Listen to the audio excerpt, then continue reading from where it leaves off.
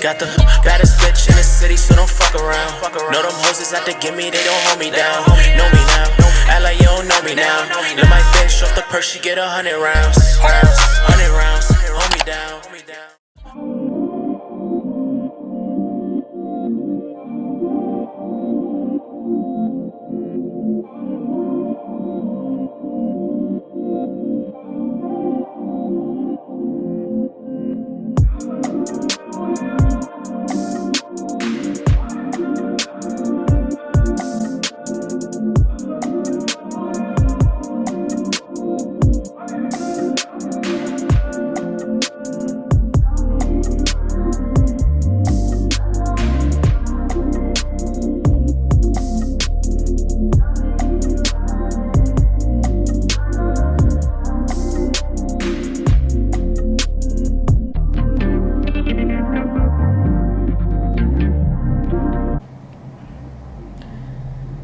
So I know I started off by slicking my edges down. I was not gonna do the ball cap method, but now that I decided to use adhesive, I just feel like I'm gonna just do my ball cap method because I feel like it's gonna lay way better, and I want the hairstyle to come out and look a certain way. So we're gonna go with the ball cap method instead. So we about to glue that down real quick and get the style. And I feel like I've been playing with this wig for like mad long now. It's time to glue it down. So you want to stretch it every time you do your ball cap method. You want to really like stretch it as much as you can, and I really want to stretch it, but y'all see I don't got no braids, so I don't want my hair to start moving up and like Humpty Dumpty. Y'all know what I'm talking about. I don't need none of that.